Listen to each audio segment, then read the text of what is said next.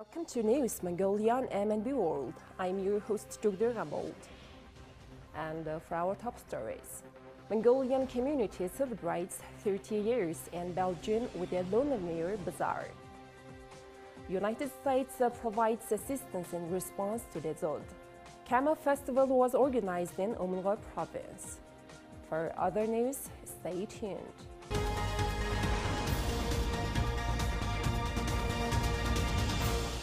In a heartwarming celebration of cultural diversity, the Mongolian community in Belgium organized a Lunar New Year Bazaar, organized for the sixth time.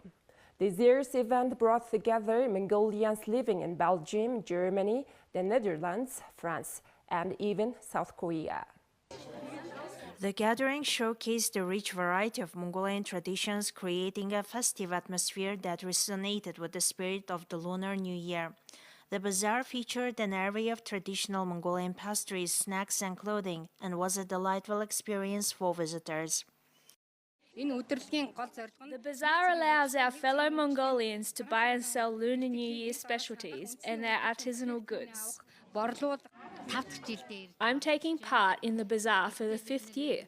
I've made some traditional pastries that Mongolians use during Lunar New Year celebrations. Belgium has been home to Mongolian expatriates for the past 30 years, and the Lunar New Year Bazaar is a poignant reminder of the strong cultural ties that have endured across borders. Families and friends gather to share stories and laughter, and the event has become an integral part of their lives in their home, away from home. The bazaar had significant international turnout, with Mongolians traveling from Germany, the Netherlands, France, and even South Korea to participate. This cross-cultural exchange highlighted the unity of the Mongolian diaspora and their commitment to preserving and sharing their heritage. The Embassy of Mongolia in the Kingdom of Belgium will organize an extended Lunar New Year celebration on February 12th. Responding to the escalating Zod crisis in Mongolia, the United States government, in collaboration with the United States Agency for International Development, or USAID, is allocating $200,000, approximately 680 million MNT, to the Mongolian Red Cross Society. This financial assistance aims to provide critical support, including cash grants, fodder, and fuel, to vulnerable herder households grappling with severe winter conditions. This year's winter Zud, marked by heightened snowfall and extreme temperatures, has emerged as one of the most severe in recent memory, impacting over 50% of the country. Approximately 217,000 people are facing the imminent threat of losing their livestock and thereby their livelihood. U.S. Ambassador Richard Vargan emphasized the link between climate change and the increasing frequency of such severe shocks globally. He affirmed the United States bolster resilience and explore sustainable, eco-friendly solutions to mitigate the challenges posed to Mongolia's economy and the livelihood of its citizens. Highlighting this year-round effort, US aid engages in initiatives to fortify Mongolia's resilience against Zuds and other natural disasters. These include comprehensive training and support for Mongolia Red Cross Society, Incident Command System training in collaboration with National Emergency Management Agency, and capacity building programs for livestock disease surveillance. The US government, through USAID, has been a consistent supporter of disaster risk reduction programs in Mongolia, having contributed nearly $8 million since 2010. The Camel Festival took place in Umrå Stadlandsadret, attracting participants from various provinces, including Umrå, Donrøv, and Bainhanger. The festival served as a vibrant showcase of Mongolia's rich cultural tapestry, bringing together camel herders from different regions to celebrate their traditional way of life. The 2023 census reported approximately 160,000 heads of camels, reflecting the significance of these animals in the local economy and heritage. The festival, held in Dasanzadgat, offered a platform for camel herders to compete in diverse categories, showcasing their expertise and fostering friendly competition. A notable feature of the 2024 Camel Festival was the inclusion of a bazaar that highlighted local specialties crafted from camel milk. This added a flavorful dimension to the festivities, allowing attendees to savor unique camel milk based products while supporting local artisans and entrepreneurs. The cross provincial participation underscored the festival's role in fostering unity among different communities, making it a truly inclusive and representative celebration of Mongolia's cultural diversity and the enduring bond between its people and camels. Please take a look at currency exchange rates provided by the Mongol Bank.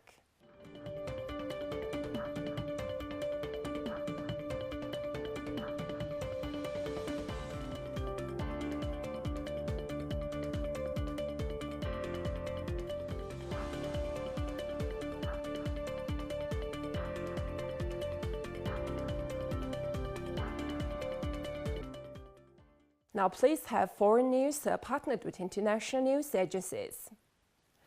Israeli Prime Minister Benjamin Netanyahu said Sunday that Israel has destroyed most of Hamas battalions, but said Israel would also deal with the ones that remain in southern Gaza, including in the border town of Rafah, where many Palestinians have fled. In Tel Aviv, Netanyahu told a meeting of his cabinet that the military took out 17 of Hamas' 24 battalions.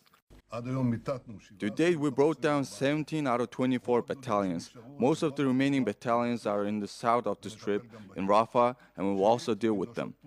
Second, clearing efforts are necessary after the battalions are brought down, as our forces are doing determinedly in very aggressive raids in the north of the Strip and its center. Third, the underground must be neutralized, as our forces are doing systematically in Han Yunis and are doing in all parts of the Strip, and it requires more time. The United Nations has warned that Rafah is a pressure cooker of despair as thousands of people flee into the city from Khan Yunis and other parts of southern Gaza as the Israel-Hamas war grinds on. Netanyahu also said he was working to bring the remaining captives taken into Gaza on October 7th home, but that he wouldn't agree to a deal at any cost. Israel says it is determined to crush Hamas and prevent it from returning to power in Gaza, an enclave it has ruled since 2007, in response to its attack on Israel that killed some 1,200 people, triggering the war. Hamas still holds dozens of the roughly 250 hostages taken in the attack after more than 100 were released during a one-week truce in November. Those releases were in exchange for 240 Palestinian prisoners. The war in Hamas-run Gaza has leveled vast swaths of the tiny besieged enclave, displaced 85% of its population, and pushed a quarter of residents to starvation. The health ministry in Gaza said Saturday that 107 people were killed over the past 24 hours, bringing the wartime total to 27,000. More than 66,000 people have been wounded. Heavy snowfall sweeping central and eastern China has disrupted transport in Anhui and Hubei provinces amid the ongoing Spring Festival travel rush. Since Wednesday, snowfall has occurred in multiple cities across Anhui province and affected several sections of highways in the province, state broadcaster CCTV reported on Sunday. Due to snowy and freezing conditions, over 95 highway toll stations have reportedly closed as of Sunday morning across the province, affecting many self-driving travelers during the travel surge. The local meteorological department forecasted the snow will continue through Monday morning, with accumulated snowfall expected to reach up to 20 centimeters. With freezing fog brought by the snow, Wuhan, the capital city of neighboring Hubei province, cancelled over 200 flights on Sunday. Operation of 115 trains have been suspended in the city of Yichang, CCTV reported. China Meteorological Administration on Saturday issued an orange blizzard alert for central and eastern China, with Henan, Hubei, Anhui, Jiangsu, and Guizhou provinces, as well as Chongqing, expected to be affected. Orange is the second highest level in the 4-tier blizzard warning system in China.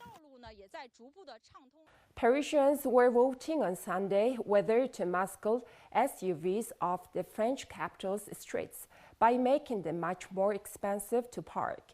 This is the latest leg in a drive by Socialist Mayor Anne Hidalgo to make the host city for this year's Olympic Games greener and friendlier for pedestrians and cyclists. Hidalgo is looking for voters' backing for a proposal to triple parking fees for SUV drivers from out of town. The mayor's office wants to increase the price of parking passes for cars weighing more than 1.6 tons that do not possess a special license from local authorities.